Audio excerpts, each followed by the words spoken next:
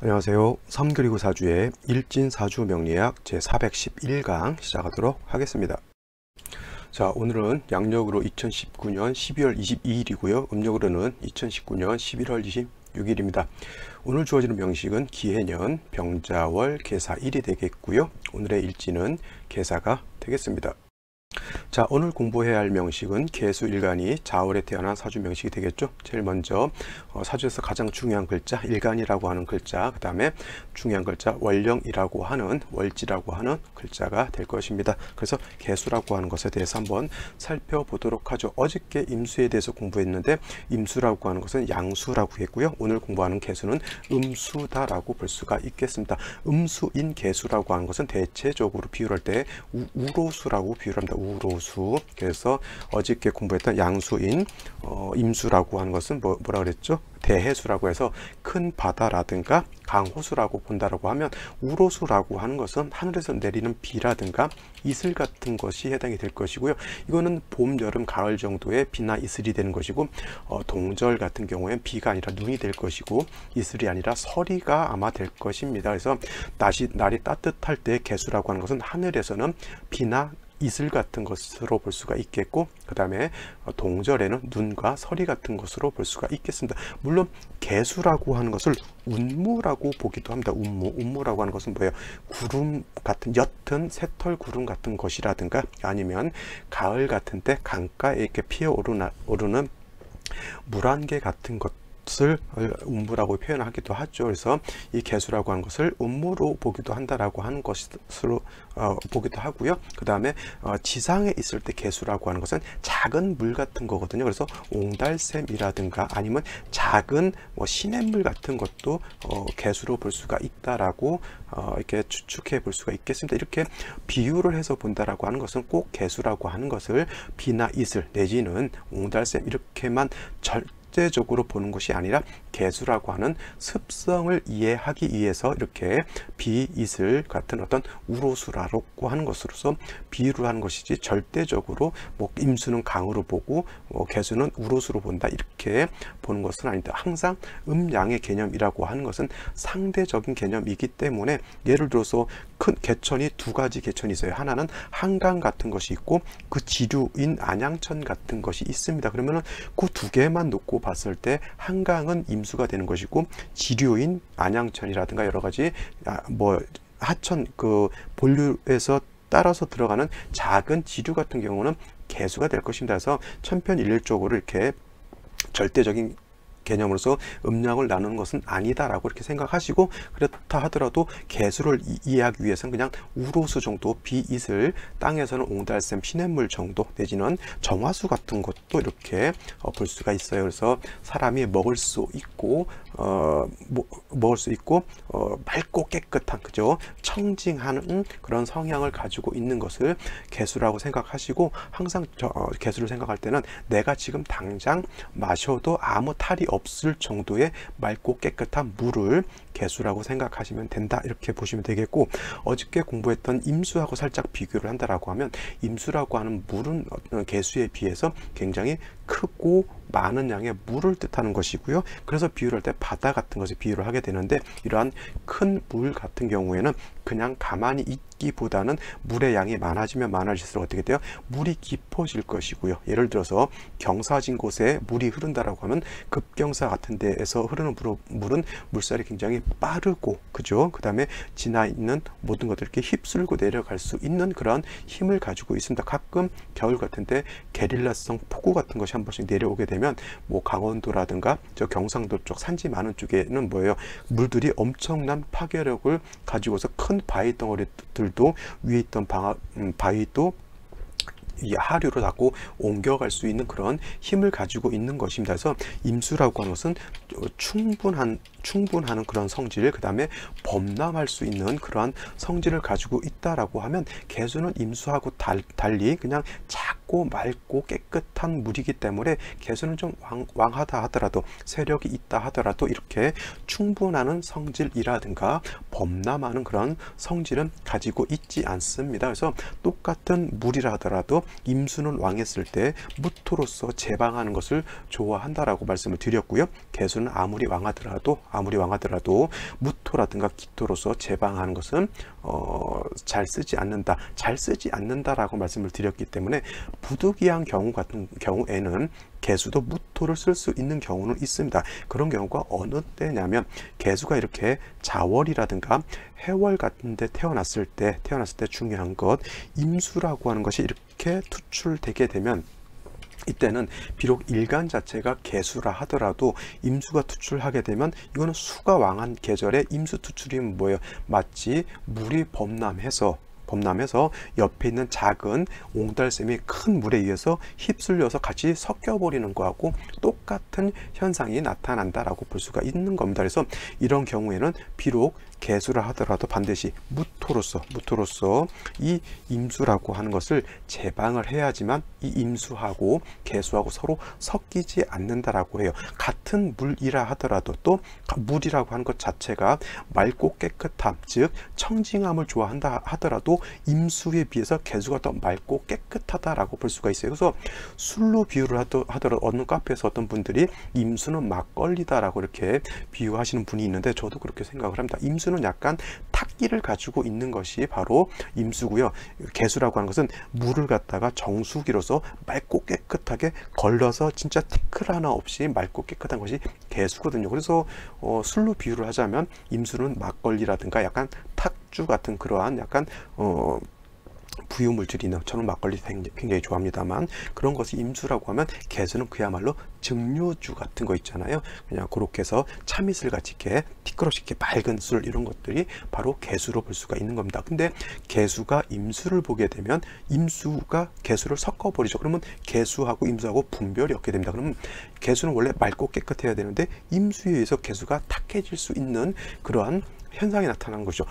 개수가 무토라든가 기토만 봐서 탁수가 되는 것이 아니라 임수를 봐도 탁해질 수 있다라고 하는 그러한 것이 있습니다. 그래서 이렇게 되는 경우에는 이 개수 자체를 임수로부터 보호하는 거예요. 그래서 이때는 무토를 써서 임수를 제해 주어야지만 임수로 인해서 개수가 탁해지지 않는다라고 볼 수가 있겠고요. 만약에 무토가 없다라고 하면 이거는 개수가 임수화되는 거예요. 그래서 이런 경우 개수는 자기 자신을 지키지 못하고 임수한테 혼합돼서 버린 쪽. 그러면 이와 같은 경우 어떻게 해요? 내가 내 형제 자매라든가 동기 동창이라든가 다른 사람들하고 같이 일을 하게 되면 내가 돋보이는 것이 아니라 임수가 돋보이게 되는 그러한 현상도 나타날 수가 있는 것이죠. 그러니까 만년 2등 열심히 일을 했는데 공은 다른 사람이 가져가게 되는 것이고 나는 열심히 노력, 쉬운 말로 보좌관 정도밖에 할 수 없는 그런 현상이 나타나는 겁니다. 그래서 이런 경우에는 부득이하게 개수라 하더라도 무토를 쓸 수 있다라고 보는 거예요.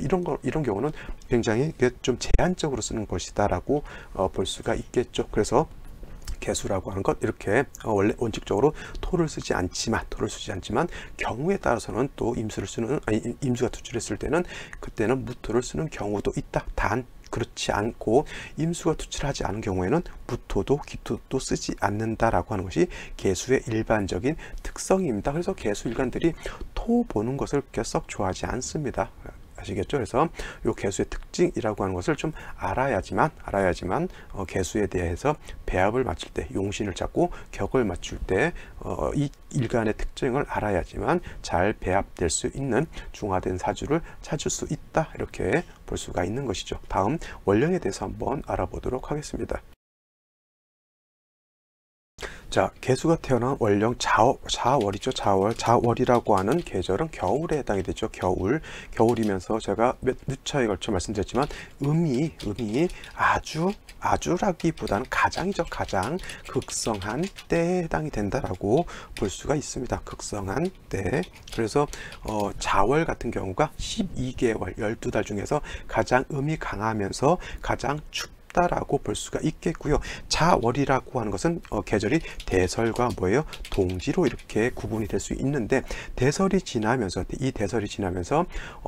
해월에서 자월로 넘어오는 것이고요. 그 안에 동지라고 하는 또 절기가 하나가 있는데 이 동지 때가 바로 바로 자월 중에서도 음이 가장 강한 때에 해당이 됩니다. 자, 이거는 잠시 24절기표를 한번 보면서 한번 설명을 드려보도록 하죠. 이거 제가 항상 월이 바뀔 때 설명을 드리는 것이고요.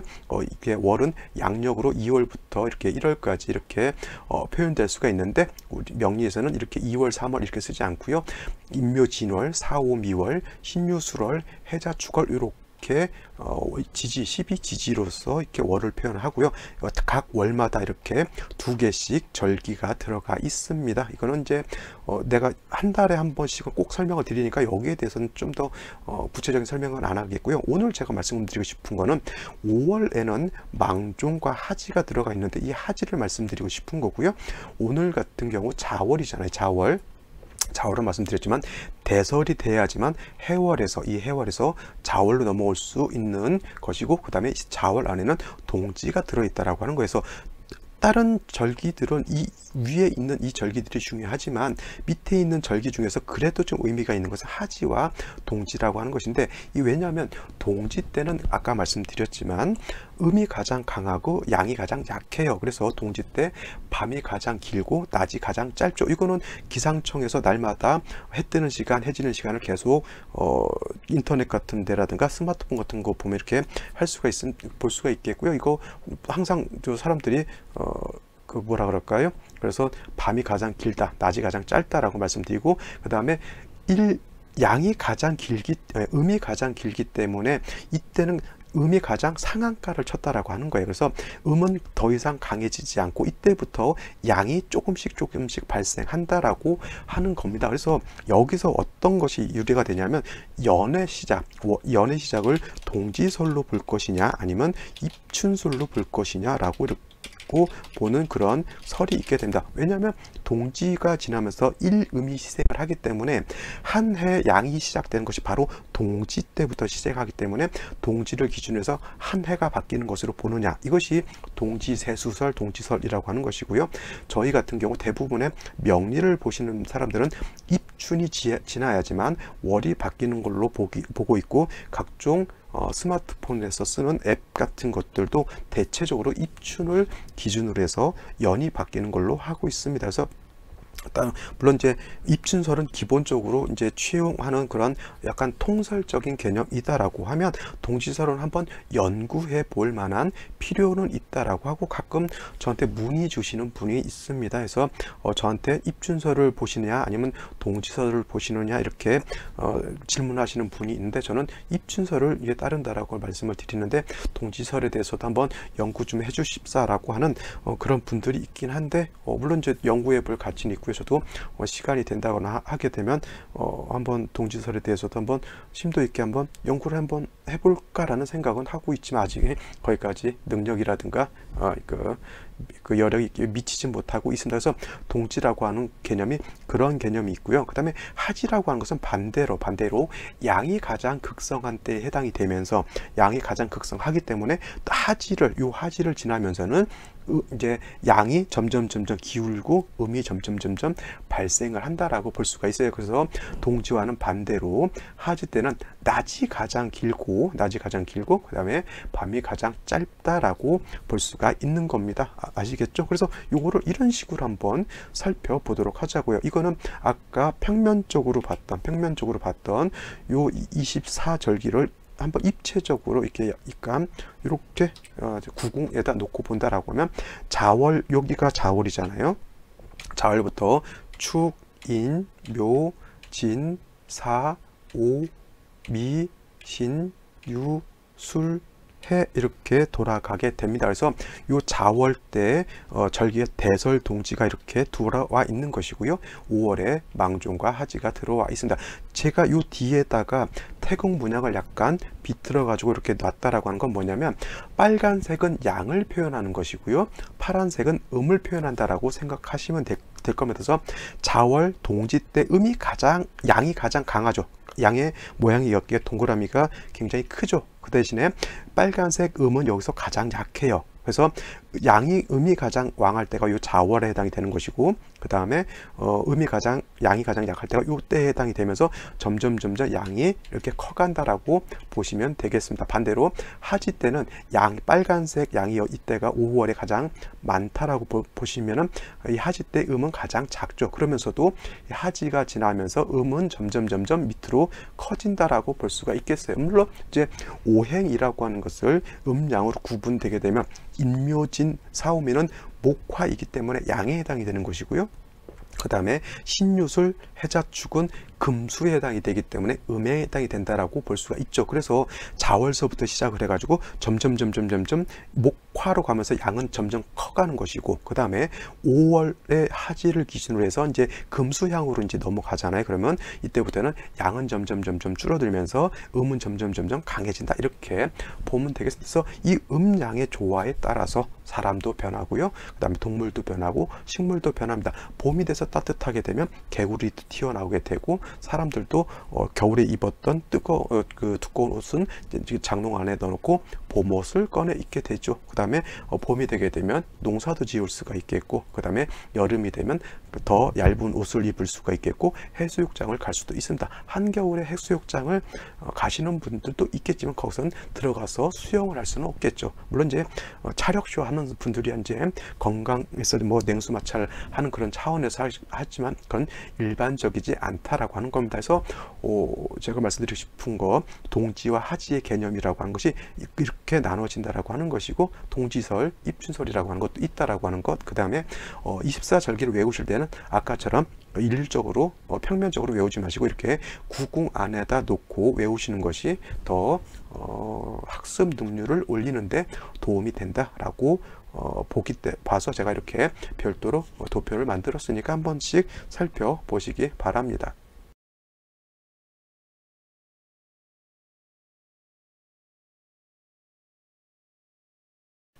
자, 다시 본론으로 들어와서, 자, 자월이라고 하는 것이 바로 이러한 특성을 가지고 있겠고, 자월이라고 하는 때는 바로 동지가 있다라고 하는 것 꼭 명심해 두시고요. 오늘 동지 팥죽을 꼭 끓여 드시기 바랍니다. 왜냐하면 참 이것도 제가 말씀드리게 돼요. 어떤 분들이 신년의 운세는 언제부터 봅니까? 라고 하는 것, 이런 걸 질문하시는 분이 있는데, 대체적으로 말씀드렸지만 동지가 지나면서부터 보면 돼요. 왜냐하면 월이 바뀌는 거는 이쯤부터 바뀌는 걸로 입춘설을 치용한다 하더라도, 그 월이 바뀌어서 내년의 운세는 시작을 언제부터 시작하는 거예요? 바로 동지 때부터, 양이 때부터 시작하는 것으로 볼 수 있기 때문에 동지 이전에 보는 것보다는 동지가 지나면서부터 새로운 내년의 어떤 음기가 벌써 발생을 하기 때문에 동지가 지나면서부터는 내년 새로운 신수를 봐도 크게 틀리지 신수를 보는 것이 더 타당하지 않을까 생각한다라고 하는 거고요. 그 다음에 예를 들어서 동지 이전에 내년에 대한 어떤 양기가 그 기운이 발생하지 않았을 때 보면은 아무래도 사람이라고 하는 것도 말씀드렸지만은 자연의 어떤 조화에 따라서 변화하기 때문에 보는 입장이라든가 또 봐주는 입장에서도 약간은 좀 그러한 감흥 같은 것이 좀 떨어질 수도 있습니다. 그래서 제가 보는 관점에서는 내년 신수를 언제부터 봤으면 좋겠습니까? 라고 했을 때는 동지가 지나면서부터 이렇게 보면 좋겠다라고 저는 말씀을 드립니다. 자, 아시겠죠? 이거는 그냥 참고로 말씀드린 거고, 일단 그래서 자월이 아니죠. 개수가 자월에 태어났을 때는 개수 자체는 아까 말씀드렸지만 우로수, 내리는 비라든가 뭐 설이라든가 뭐 옹달샘 같은 걸로 볼 수가 있는데, 이 개수라고 하는 것이 자월에 태어났을 때는 바로 음이 가장 극성하고, 음이 가장 극성하다라고 하는 것은 매우 춥다라고 하는 것이고요. 그래서 개수가 자월에 태어났을 때는 그냥 물인 개수 상태가 아니라 하늘에서 내린다라고 하면 눈이나 설이가 될 것이고요. 땅에서는 얼어있는 얼음과 같은 것입니다. 대체적으로 일반론적으로 물이라고 하는 것은 녹아서 흘러야지만 동물들도 그 물을 먹을 수도 있겠고요. 사람도 그 물을 먹을 수가 있겠죠. 식물들도 물이 녹아서 흘러야지만 그 물을 빨아들여서 양분이라든가 자양분을 섭취할 수가 있는 겁니다. 그래서 물이라고 하는 것은 녹아야 되고요. 얼어 있으면 그거는 물로 보기보다는 오히려 금으로 보는 것이 더 타당하죠. 그래서 목이라고 하는 것이 원래는 수가 목을 생한다라고 볼 수 있지만, 물이 얼어버리면 그 물은 마치 금과 같이 작용하기 때문에 수생목이 되는 것이 아니라 오히려 금극목이 돼가지고 목을 상해시켜 버리는 그러한 현상이 나타나게 됩니다. 그래서 중요한 것, 뭐 다른 일간들도 마찬가지겠지만 특히 개수가 자월에 태어났을 때는 물이 녹아야지만 용도가 있게 된다. 개수라고 하는 것은 맑고 깨끗하고 세상을 다 윤택하게 해주고, 맑고 깨끗한 물을 필요로 하는 모든 만물한테 어떤 자양분을 줄 수 있는 그런 것이 바로 개수의 어떤 존재 이유, 존재의 목적이 되겠죠. 그래서 개수가 자월에 태어났을 때 가장 필요한 것은 병화라고 하는 이러한 화가 있어야지만 물도 녹게 되겠고요. 천하도 따뜻해질 수 있겠죠. 천하가 따뜻해져야지만 물도 녹게 되겠고, 그 물을 또 빨아들여서 모든 동물들도 식물들도 살 수 있는 환경이 조성될 수 있다. 이렇게 볼 수가 있는 겁니다. 단 한 가지, 병화가 투출해서 이걸로 끝나는 것이 아니라 천간에 이렇게 투출되어 있는 것은 반드시 지지로 뭐예요? 뿌리가 있어야 된다라고 하는 것이고요. 병화가 지지로 뿌리를 둘 수 있는 것은 뭐 오화 같은 거 있으면 가장 뿌리를 좋게 둘 수가 있겠고, 그 다음에 사화 같은 거 있으면 좋겠고요. 그 다음에 인목 같은 것이 있으면 병화가 뿌리를 둘 수 있습니다. 물론 이제 미토라든가 술토 같은 경우에도 병화가 뿌리를 둘 수 있겠지만, 이거는 병화가 간신히 통근은 할 수 있다 하더라도 토라고 하는 건 뭐예요? 화의 기운을, 화생토에서 화의 기운을 설기시켜주는 역할까지 하기 때문에 토가 너무 많게 되면 오히려 병화의 빛을, 병화의 열기를 회강시켜 버리는, 가려버리는, 그런 빛을 가려버리면 온기가 어떻게 돼요? 전달되지 않죠. 난로를 켜놨는데, 석탄 난로도 물 켜놨는데 열심히 쬐고 있는데 누가 앞을 딱 가로막으면 어떻게 됩니까? 그럼 열기가 나한테 전달되지 않죠. 병화가 있는데 구름이 껴버리면 어떻게 됩니까? 병화에 열기가 전달되지 않는 거하고 똑같아요. 그래서 병화를 용신으로 쓸 때는 토가 많아지는 것은 결코 좋지 않다라고 봐서, 지지로 이제 병화가 용신을 쓸 때는, 뿌리를 둘 때는 바로 오화, 사화, 인목 정도 있어주면 좋다. 이렇게 볼 수가 있겠고, 선생님 묘목은 어떨까요?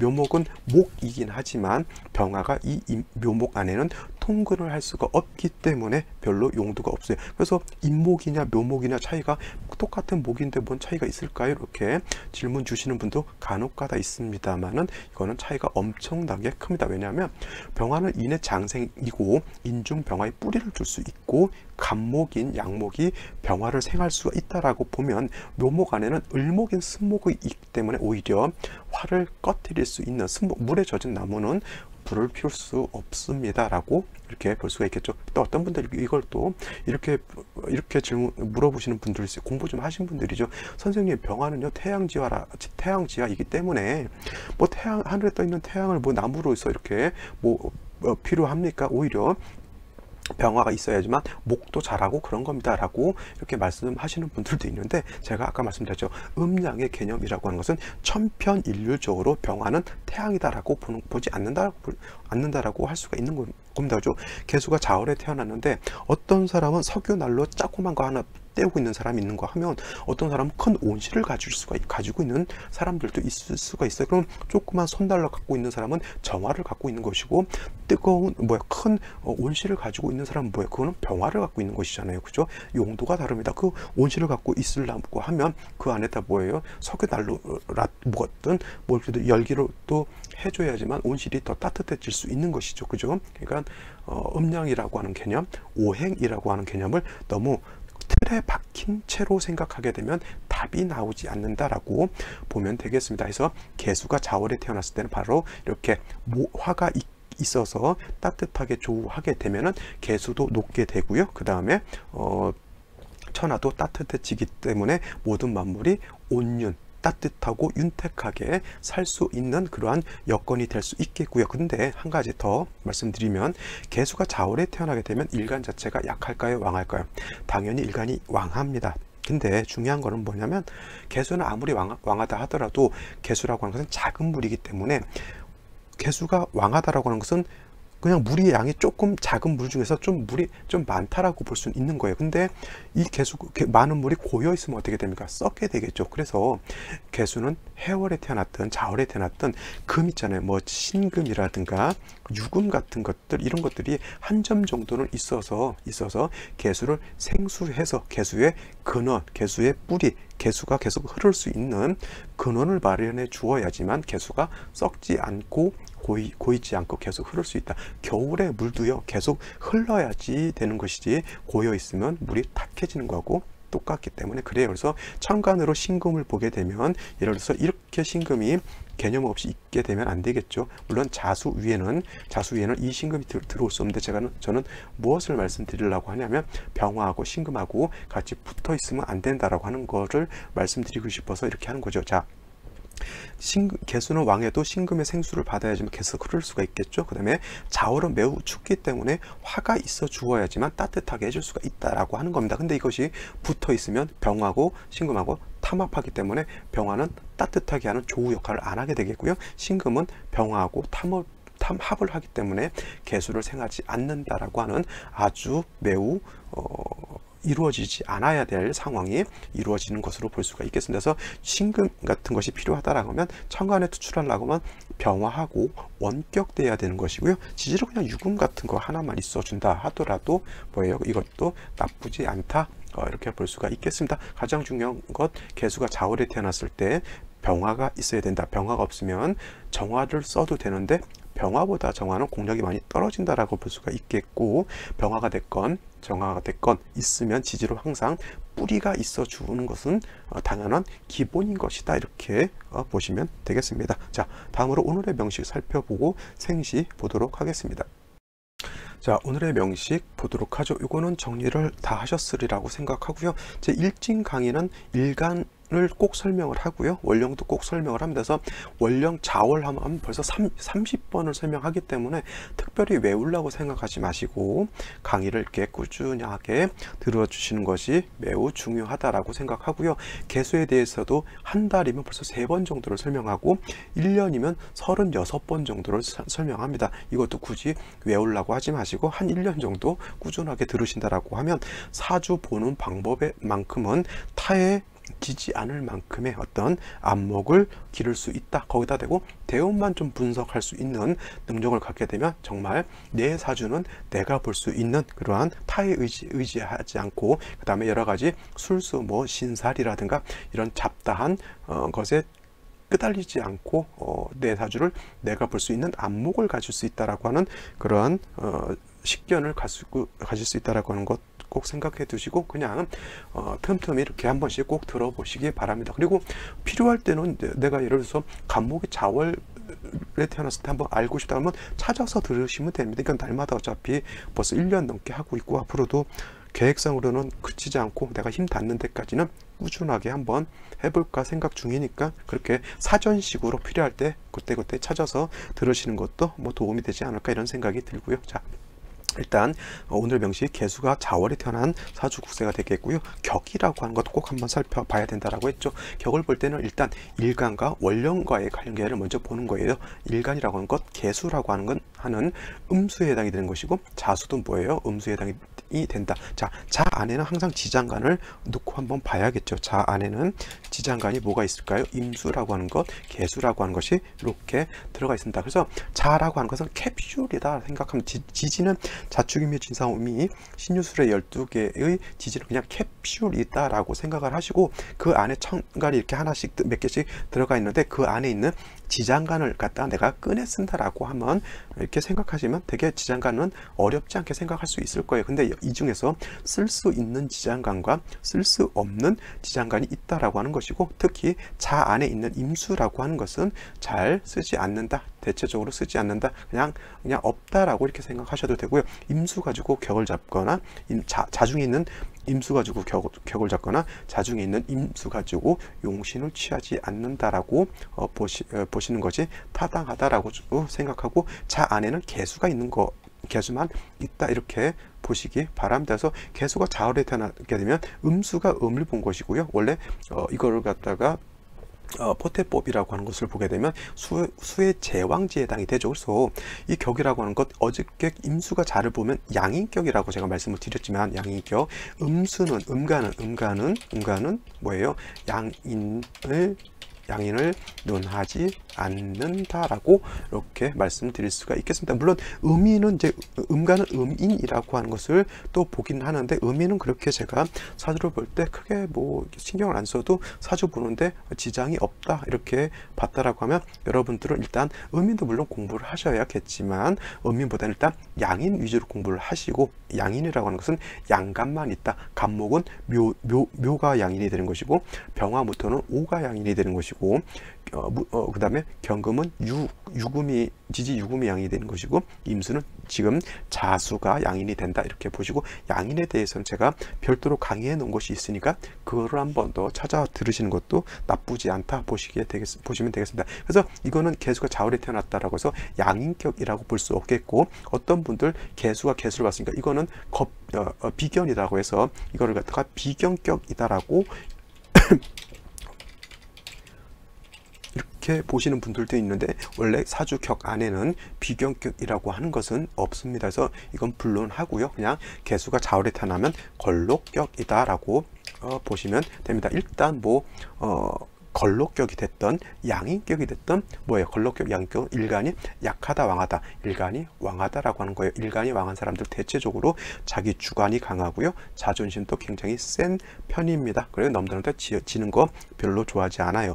병화가 양인을 만나면 대체적으로 말이 많고 성격이 강한 것이 드러나지만은, 임수라든가 개수 일간들은 성격이 속으로 강해요. 근데 겉으로는 잘 표현하지 않습니다. 단 이 사람들이 한번 화가 나기 시작하면은 아주 동네방네 다 들썩 난리가 납니다. 수가 왕한 사람들은 물은 어떻게 돼요? 잘 출렁거리지 않지만 한번 얘가 움직이기 시작하면 오랫동안 움직이고요, 진짜 충격을 크게 받으면 마치 뭐예요? 쓰나미가 일어나는 것과 같다 이렇게 보시면 되겠고, 어저께 임수 설명할 때 임수는 자월에 태어나게 되면 임수가 왕하게 되면 충분하는 성질을 제가 갖는다 그랬죠. 그 다음에 임수가 너무 왕하게 되면 범람도 한다라고 해서, 제가 어저께 임수 설명할 때는 반드시 무토로서 제방을 해야지만 좋다라고 말씀드렸지만, 개수라고 하는 것은 음수에 해당이 되고 매우 작고 맑고 깨끗한 물이기 때문에 이렇게 개수가 자월에 태어난다 하더라도 충분하는 성질, 범람하는 성질은 없습니다. 그래서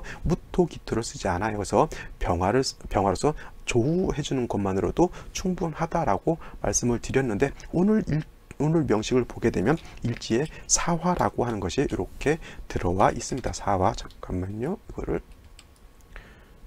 이렇게 해야죠. 자, 사화가 있으면, 자, 계사일주,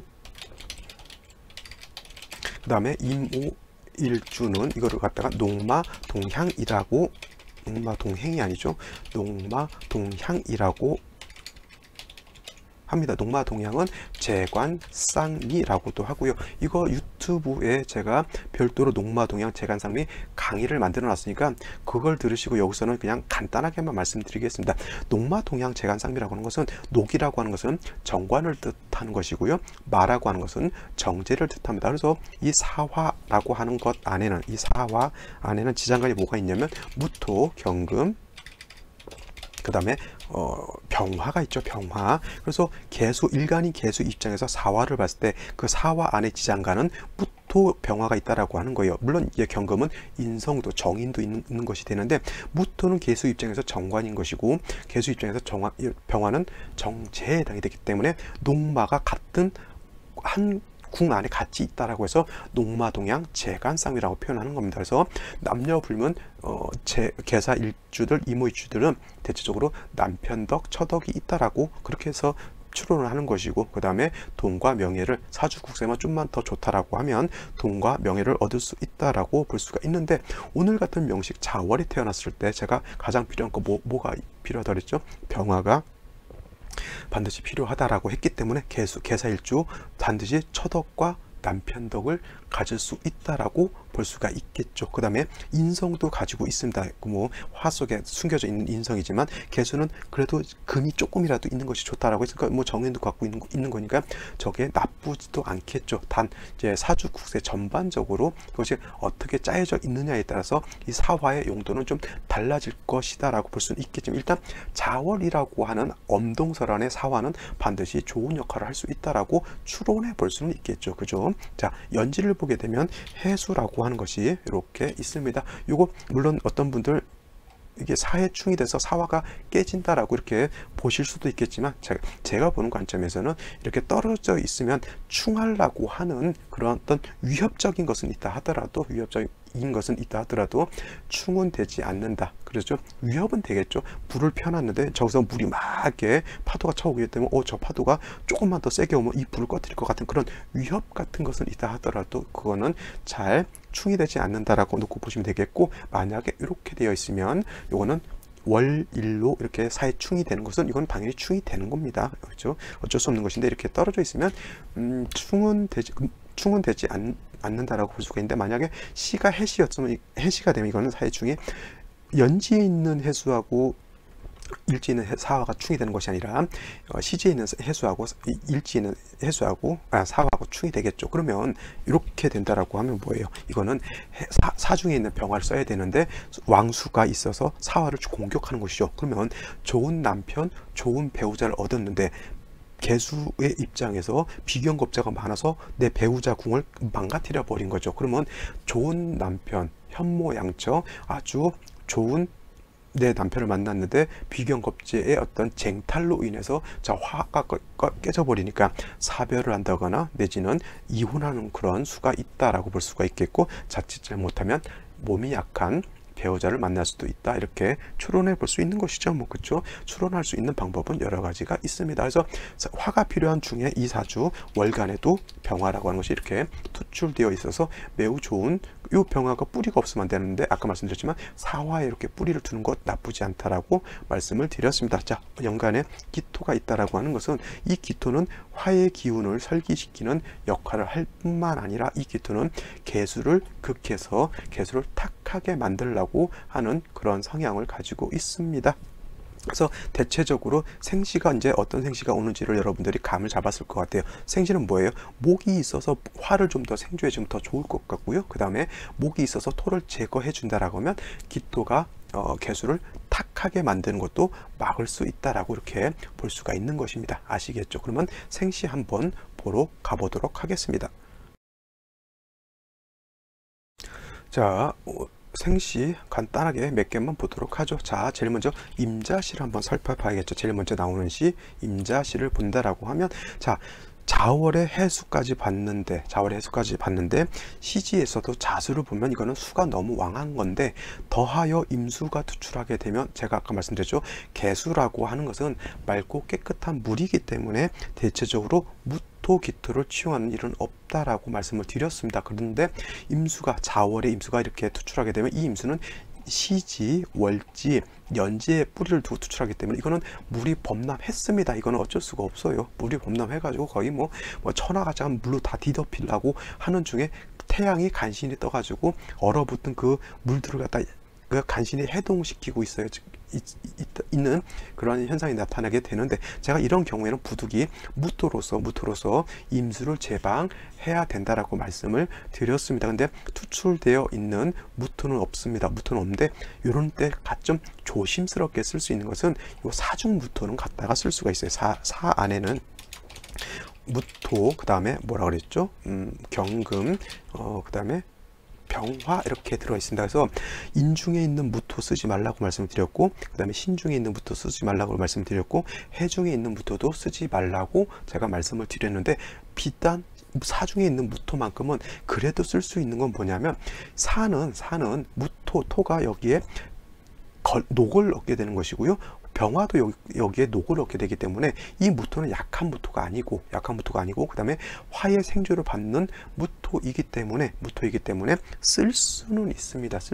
근데 되는 이런 경우에 사중 무토를 쓰고 병으로서 다시 조우하는 극세가 되는 것으로 볼 수가 있는데, 수가 너무 왕하게 되면 사화가 많이 위축이 많이 되겠죠. 그래서 이런 경우 사중무토를 원래는 쓰기보다는 오히려 술토, 지지로 술토 같은 것이 있게 되면 오히려 술을 제할 때는 사중무토보다는 술 중에 있는 무토가 있는 것이 더 좋다라고 말씀을 드릴 수가 있겠습니다. 그래서 이건 좀 조심스럽게 제가 말씀을 드린 거고, 사중무토를 안 써도 못 쓴다라고 하면 어쩔 수는 없지만 이거는 조심스럽게 쓸 수가 있다라고 볼 수가 있겠고, 이와 같은 경우는 목화운으로 가는 것이 좀 좋지 않을까라고 볼 수가 있겠습니다. 자, 다음으로 갑인시를 한번 본다라고 하면, 제가 봤을 때는 그래도 이 생시들 중에서 그나마 괜찮은 생시가 갑인시가 아닌가 생각이 드는데, 왜냐하면 자월의 해수까지 보게 되면 수라고 하는 것은 더 이상 왕할 필요가 없다라고 볼 수가 있겠습니다. 그래서 이 사화의 병화도 투출되어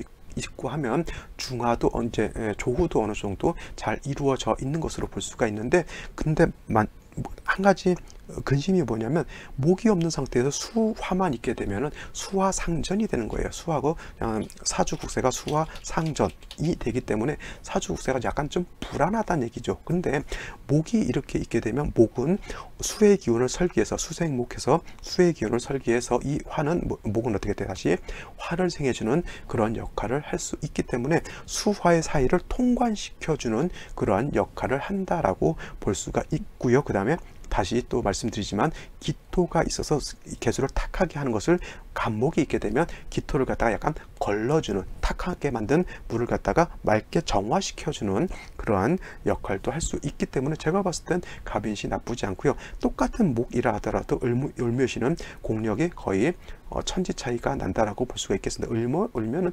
승목에다가 묘 안에는 화가 없잖아요. 화가, 그죠? 자, 병진시가 되는 것, 목은 없다 하더라도 병화가 투출되어 있고 사의 뿌리를 두기 때문에 이것도 나쁘지 않고요.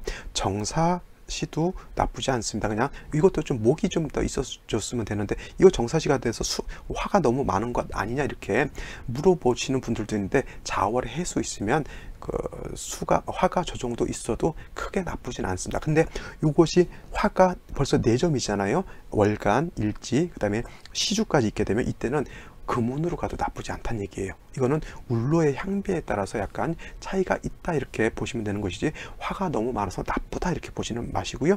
무호기미시 같은 경우는 천간으로 기토, 무토가 기토 밑가 투출해서 개수를 탁하게 하고 개수를 매몰시켜주는 생시이기 때문에 저는 결코 좋지 않은 생시로 볼 수가 있겠고, 그 다음에 경신시는 더더군다나 좋지 않다. 왜냐하면 신이 오게 되면 그래도 병화가 뿌리를 뒀던 사화가 사신합수가 돼서 수로 화해버리면 병화가 약해지게 되겠고요. 그 다음에 유금이 오게 되면 사유회금하기 때문에 또 사화가 금으로 화해버리죠. 그러면 한습이 가중되는 중에 병화가 또 뿌리를 잃게 되는 그러한 불상사가 생기게 됩니다. 그래서 제가 봤을 때는 경신시, 신유시, 물론 한 점 정도의 금이 필요한 정도는 제가 괜찮다라고 했지만, 이렇게 지지로 사화를 갖다가 금수로 화해버리고 오히려 한기를 생기는 쪽으로 간다라고 하면 이거는 결코 좋지 않다라고 볼 수밖에 없는 것이죠. 그렇죠? 자, 오늘은 여기까지 설명을 드리고요. 오늘 동지라고 하는 것, 동지 13시 19분에 들어옵니다. 꼭 동지 팥죽 드시고요. 동지 지나면서부터 신년 운세, 신수 보시는 것도 나쁘지 않다 이렇게 말씀드리겠습니다. 저는 내일 또 찾아뵙도록 하겠습니다. 감사합니다.